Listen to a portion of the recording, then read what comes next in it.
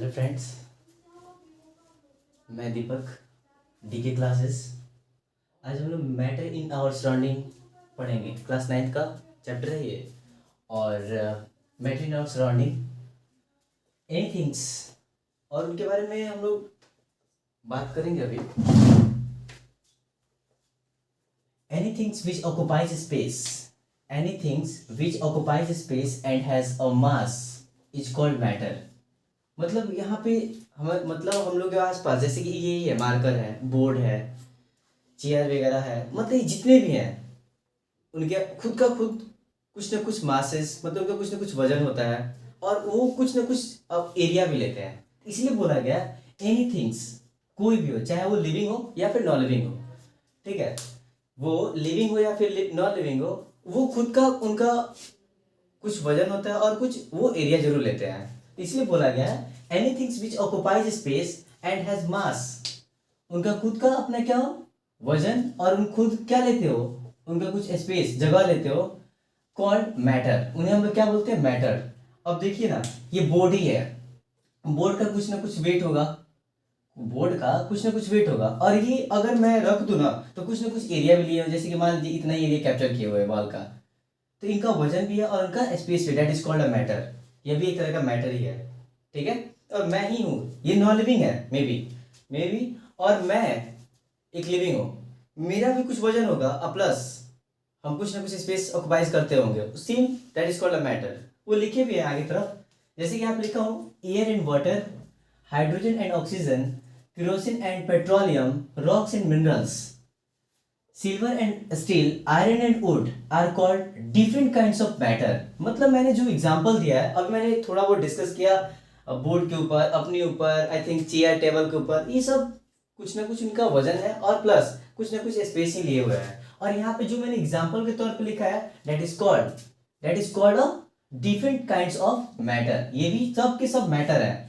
अब मान लीजिए आप सोचते होंगे कि एयर कैसे मैटर हो सकता है। एयर भी मैटर ग्रुप में आता है। जैसे कि मान लीजिए ले लीजिए सिलेंडर है, एलपीजी गैस, उसमें हम लोग क्या करते हैं, एलपीजी गैस अगर यदि फुलफिल होता है तो उसका वेट अलग हो जाता है, लेकिन उसका एक अपना खुद का एक वॉल्यूम होता है, वॉल्यूम में फुलफिल करते हैं लोग, ठीक है। अदर छोड़ दीजिए, first of all get of two type of balloons, balloon की बात कर रहे हैं, जो हम लोग क्या करते हैं, टू टाइप ऑफ बैलून लेने की रीजन है कि एक कलर हो, एक बैलून का जो कलर हो, एक बैलून का कलर हो वो रेड हो और एक ब्लू हो, ठीक है। एक कलर से कोई मतलब नहीं है, बट हम जानने के लिए ऐसा हमने कलर लिया, एक रेड और एक ब्लू। रेड कलर का जो बैलून है, दोनों बैलून का वेट कर ले हम लोग, वजन कर ले, ठीक है। और इस बैलून में हम लोग एयर को फुलफिल नहीं कर रहे हैं, और इस रेड वाले बैलून में एयर का फुलफिल कर रहे हैं, ठीक है। जब हम लोग एयर को फुलफिल करेंगे तो मान लीजिए करने से पहले हम जब दोनों का वेट किए तो मे बी इन दोनों का वेट अगर 2 ग्राम हो, मे बी मान के चलिए कि यदि इन दोनों का वेट 2 ग्राम हो, अगर मैं एयर को फुलफिल किया इसके अंदर, रेड बैलून के अंदर, तो क्या हुआ, इसके वजन में परिवर्तन आ गया, इसके वजन में फिर फुलफिल करके अगर मैं इसको फिर इसका अगर वेट करूं ना, तो इसके वजन में कुछ ना कुछ परिवर्तन आ जाएगा। मान लीजिए कि इसका वजन में 5, अगर मेजर करने में 5 ग्राम आ गया, ठीक है। तो देखने के लिए क्या मिला मुझे, कि जब तक इसके अंदर, इस रेड बैलून के अंदर, जब तक इसके अंदर एयर फुलफिल नहीं था, तब तक इसका वेट 2 ग्राम था, इसका भी 2 ग्राम था, और इस बैलून, ब्लू वाले बैलून का भी 2 ग्राम था। लेकिन हम सिर्फ एयर फुलफिल यदि किए भी है ना, तो रेड वाले में किए हुए हैं, ठीक है। तो रेड वाले बैलून में फुलफिल किए हैं, तो इसकी फिर फुलफिल, एयर को फुलफिल करने के बाद इसके वजन को मैंने देखा, फिर इसको वेट को चेक किए, तो इसका वजन क्या हुआ, इंक्रीज कर गया। रीजन ये है, हम इसलिए ये बताना चाह रहे हैं, चूंकि मैंने आपसे डिस्कस किया था क्या, कि एयर का भी कुछ ना कुछ स्पेस और कुछ ना कुछ वेट होता है, ठीक है। तो देखिए ना, बैलून के अंदर फुलफिल किए तो बैलून का जो आकार था वो क्या हो गया, पहले छोटा सा था, बैलून के अंदर हवा को फुलफिल किए, उसके आकार में परिवर्तन आ गया, प्लस उसकी मास में भी परिवर्तन आ गया। पहले उसका वेट 2 ग्राम था, जैसे उसमें एयर को फुलफिल किए तो उसके वजन में भी परिवर्तन आ गया, मतलब उसके आकार में भी परिवर्तन, मतलब कि साइज में और शेप दोनों में परिवर्तन आ गया, शेप, साइज एंड वेट, ये सब क्या हुआ, इसके अंदर चेंजिंग आया। क्यों, क्योंकि जब हमने एयर को फुलफिल किया तब ऐसा हुआ। बट इनके अंदर कुछ परिवर्तन इसलिए नहीं है क्योंकि इनके साथ मैंने कोई एक्टिविटीज किया ही नहीं, मतलब एयर को फुलफिल नहीं किए, जिनके कारण जैसा इनका शेप था, जितना इनका वेट था उतना ही रह गया। इनके अंदर परिवर्तन आने का मोस्ट रीजन है क्योंकि इनके अंदर मैंने एयर को फुलफिल किया है, जिसके कारण वेट में और शेप में परिवर्तन आ गया है। ठीक है, तो that is called a matter. क्योंकि मैंने एग्जांपल में लिखा है air and water. Water, hydrogen, oxygen, kerosene, petroleum, rocks, minerals, silver, steel, iron, wood are all different. Different मतलब भिन्न भिन्न प्रकार का, डिफरेंट काइंड्स, भिन्न भिन्न प्रकार का क्या है, यहाँ पे मैंने एग्जांपल जो दिया वो हमारा मैटर है। ओके,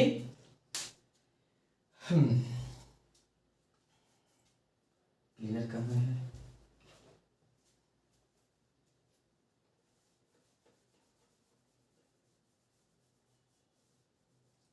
लो और आगे चलते हैं। फिर करेंगे matter can be classified in a number of ways and, मतलब यहाँ पे ये बताना चाह रहा है, देखिए हमने दो पैराग्राफ में मतलब अलग अलग करके थोड़ा थोड़ा स्पेस छोड़ के इसलिए लिखा हूं ना, क्योंकि मैं यहाँ पे जो डिस्कस करने जा रहा हूँ वो एंशिएंट टाइम से रिलेटेड है, और ये जो मैं डिस्कस करूंगा इस पैराग्राफ में वो हमारा मॉडर्न है। अब देखिए आखिर है क्या, देखिए रीजन ये ना, मैं ये बताना चाह रहा था कि एंशिएंट इंडियन मतलब एंशिएंट टाइम में इंडियन फिलोसफर ने क्या किया है और मॉडर्न साइंटिस्ट लोगों ने क्या किया है, इसीलिए मैंने इसको दो अलग अलग वे में लिखा है। देखिए matter can be classified in a number of ways. ठीक है, मैटर को अलग अलग हिस्से में क्या किया है, नंबर्स ऑफ क्लासिफिकेशन किया गया है। जैसे कि ancient Indian philosopher said that all the matter living और नॉन लिविंग, मतलब एंशिएंट टाइम में तो आप समझ रहे हैं, प्राचीन इंडियन जो फिलोसफर थे उन्होंने कहा था कि मैटर चाहे वो लिविंग हो या वो नॉन लिविंग हो, was made up of 5 basic elements. उन दोनों को मिलाकर क्या बोल रहा है, नॉन लिविंग या लिविंग बेसिक 5, कितना 5 बेसिक एलिमेंट्स, कितना बोल रहा है बाबू, 5 बेसिक एलिमेंट्स के बारे में बोल रहा है। कौन कौन वो बेसिक एलिमेंट्स एंशिएंट टाइम में क्या किया गया था, तो first of all air, second of all earth and fire, sky and water. ये सब की बातें कब की गई थी, एंशिएंट टाइम में। वो भी एंशिएंट टाइम के जो इंडियन फिलोसफर थे ना, वो 5 बेसिक एलिमेंट्स को, कौन कौन, air, earth, fire, sky and water. ठीक है, अब देखिए ये हमारे ये जो मैंने बात किया वो किसके बारे में बात की, तो बाबू एंशिएंट फिलोसफर ने हमें कितने, तो 5, चाहे वो क्या हो, लिविंग हो या फिर नॉन लिविंग हो। अब हम चलते हैं modern day of scientist classify matter in 2 ways. Modern जो साइंटिस्ट थे इन्होंने कितने क्लासिफिकेशन किसने किया, तो भाई वो 2 किए हैं, वो भी कौन कौन सा, किसको क्लासिफाई किए हैं, तो मैटर को क्लासिफाई किए हैं, और कितने वे में, 2 वे में। कौन कौन, the basic of its physical and on the basic of the chemical.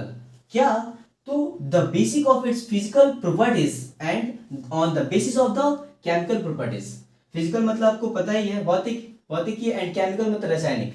तो हमारे मॉडर्न जो साइंटिस्ट है इन्होंने कितना, 2 वेज, कौन कौन, फिजिकल प्रॉपर्टीज और केमिकल प्रॉपर्टीज। ठीक है, अभी हम मॉडर्न साइंटिस्ट जो इन्होंने जो फिजिकल प्रॉपर्टीज और केमिकल प्रॉपर्टीज को डिफाइन किया उसे और ब्रीफली करेंगे, बस नीचे की तरफ स्पेस नहीं है। ठीक है, अगर इसमें किसी भी प्रकार को प्रॉब्लम है किसी को, आप हमें कमेंट करके बताएं और हमें सपोर्ट करें।